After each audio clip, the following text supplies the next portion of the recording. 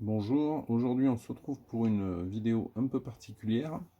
On va découvrir quelques innovations dans les moteurs 4 temps qui n'ont pas prise, qui n'ont pas marché, alors que foncièrement c'est des très bonnes idées. J'ai intitulé cette vidéo Ces innovations incroyables qui n'ont pas marché. Allez, on regarde ça. Alors la première chose, c'est la distribution rotative. La distribution rotative, alors vous avez ici une photo, là, en fait c'est un cylindre là, qui est percé. Alors ici, là, en fait, euh, l'admission, attendez, je prends un pointeur.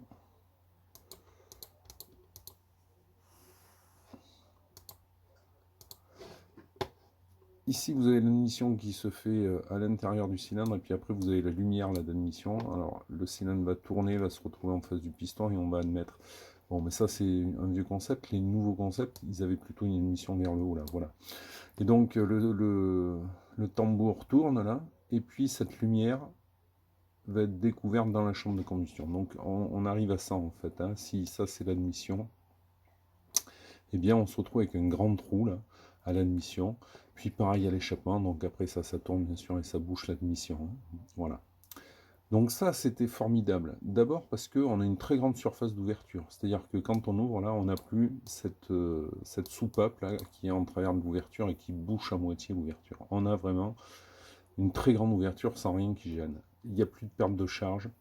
Et puis alors là, facilité pour la variabilité des phases, bien sûr, vous entraînez ça comme vous voulez, vous pouvez faire des déphasages entre les deux, vous pouvez changer la vitesse, augmenter ici le diamètre, bon, c'était vraiment une très très bonne idée.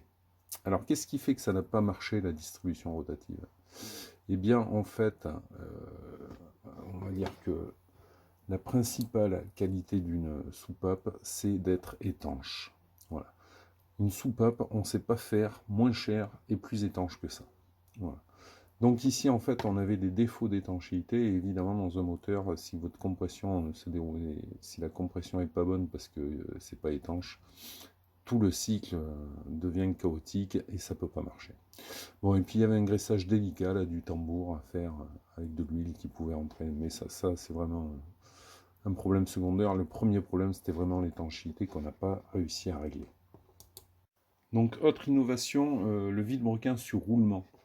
Donc, j'ai marqué, on connaît tous ça. Ça, c'est quoi? Eh bien, ça, c'est les vide-broquins de mobilette, petite moto, 125, etc. Voilà. Donc, c'est des vide-broquins sur roulement. Ok.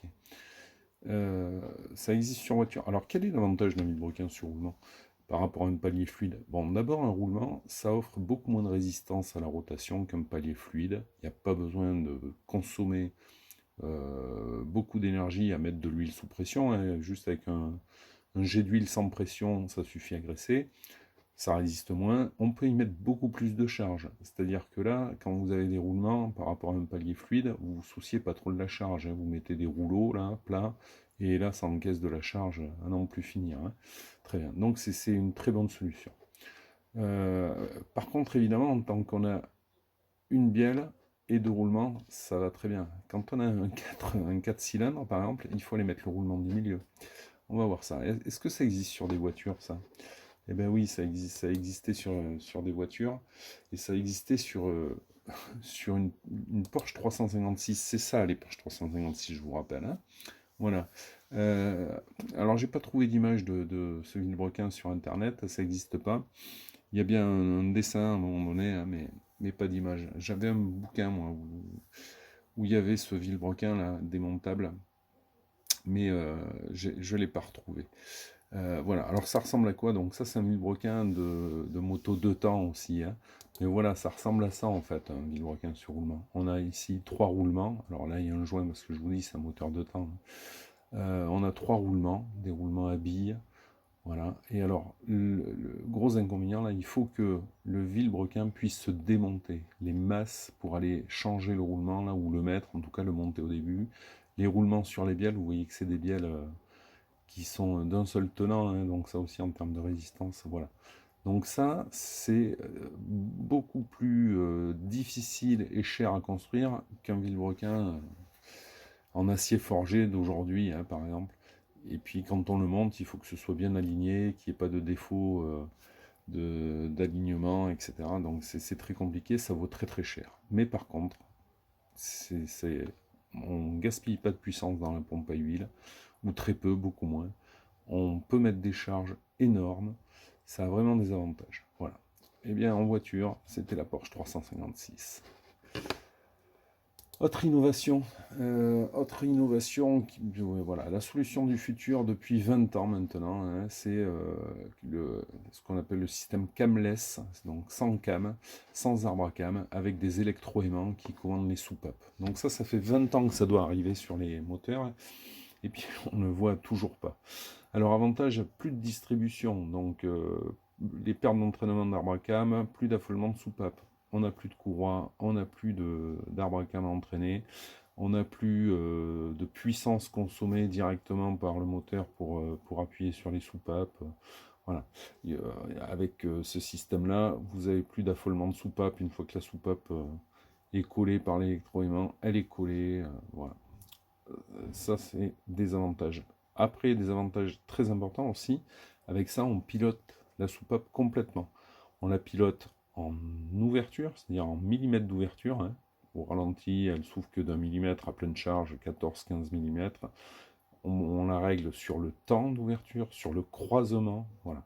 Donc, j'ai marqué levée soupape variable, durée d'ouverture variable, croisement, admission, échappement variable. Plus besoin de papillon des gaz en fait, puisqu'on peut réguler avec la hauteur d'ouverture de la soupape.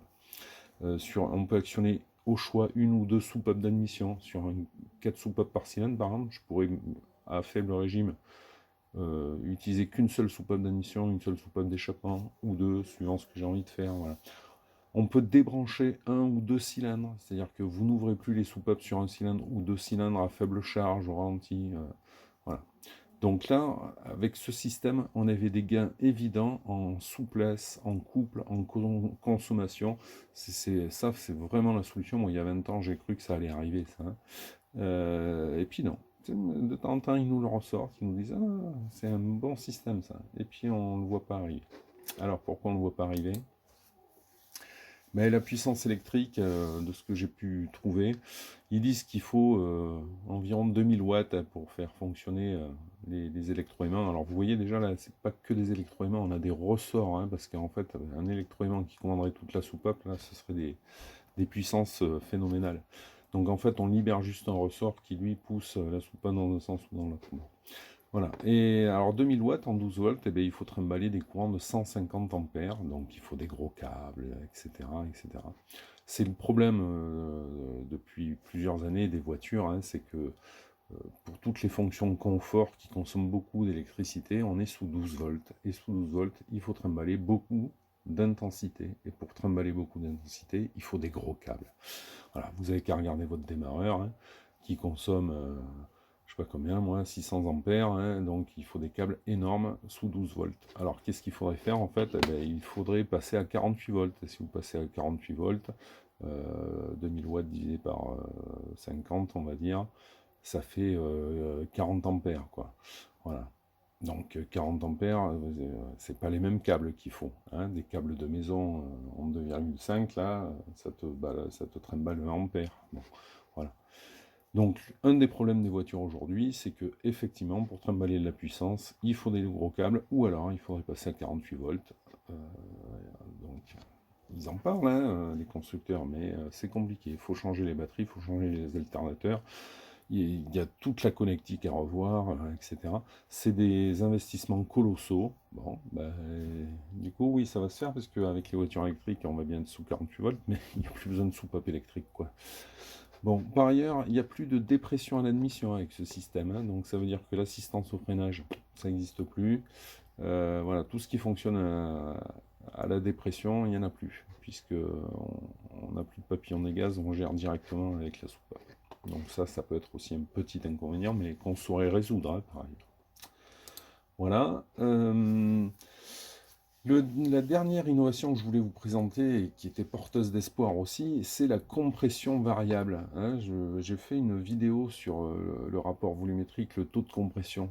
Donc plus on l'augmente, meilleur c'est le rendement, mais ça pose des problèmes d'auto-allumage, etc. Donc, une des bonnes solutions, c'est d'avoir une compression variable, hein. Ça permet à bas régime, à haut régime, de ne pas faire la même chose et euh, de gagner en consommation notamment. Alors, vous avez un système SAB là, hein. Ça c'était dans les années 2000. Donc vous voyez, il y a une biellette ici là, et puis quand elle tourne, en fait, on articule la culasse et puis le cylindre, on articule tout là, tout à ce niveau-là. Donc, en fait, on monte d'un côté, on augmente l'espace au-dessus du piston et donc on diminue la compression. Donc ça, c'est aussi un système extrêmement bien. Alors là, vous comprenez que le problème, là, il a fallu un joint de culasse variable. Bon, ça a été très compliqué, mais ça, ils ont fait. Je crois même qu'il y a une voiture. Est-ce qu'il y a une voiture de série? Non, je suis pas sûr. Ça a été présenté, mais il n'y a pas eu de voiture de série équipée de ça. Bon, voilà, ça a fonctionné. Ça n'a pas pris. Et aujourd'hui, il y a quelques années, 3-4 ans, on a vu revenir des systèmes à compression variable. Alors là, c'est un moteur, c'est français, je crois, hein, où on fait aussi, vous voyez, compression variable. Donc là, une compression élevée, une compression faible, grâce à un vérin là, de commande. Donc on a un petit vérin là qu'on va pouvoir commander et qui va actionner une bielle là, qui va changer en fait la hauteur du piston dans le cylindre. Voilà. Alors là, j'ai pris un truc un peu plus. Voilà, c'est ça ce système là. On a le piston de commande, on a le vrai piston là. Et puis regardez, on a ce système. Alors on a une bielle et puis on a un système de crémaillère là. Donc en fait, ce qu'on vient faire, on vient changer là, la hauteur du piston, son déplacement. Voilà.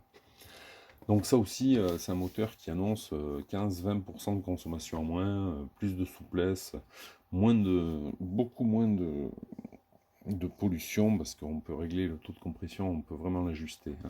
Voilà, bon, alors pourquoi ça prend pas ça? Ben, je crois qu'on a l'explication ici, là, en usinage, vous voyez toutes les pièces où il faut faire des crémaillères, des pignons, en usinage, ça coûte très très cher à faire, ça. Ça veut dire qu'un constructeur qui voudrait se lancer là-dedans, il faut qu'il fasse dans son usine tout l'outillage pour fabriquer ces pièces-là. C'est plusieurs milliards d'investissements pour un moteur dont on ne sait pas si il sera fiable, si ça va vraiment changer la face du monde, etc. Voilà, donc ça c'est voué un peu à jamais voir le jour, hein. Voilà, alors si on ajoutait toutes ces innovations-là, hein, euh, la cylindrée, la compression variable, les soupapes électriques, le vilebrequin sur roulement qui consomme moins d'énergie, et puis la distribution rotative. Alors on ne peut pas mettre une distribution rotative et des soupapes électriques, hein. Voilà, à chaque fois on est à 15% de consommation à moins. Non, là on est à 5. Voilà, on devrait avoir des moteurs qui ne consomment plus rien à la fin. Bon, voilà, cette vidéo est terminée. C'était un format un peu différent. Dites si ça vous a plu en commentaire et puis on essaiera de refaire des choses comme ça. Merci, au revoir.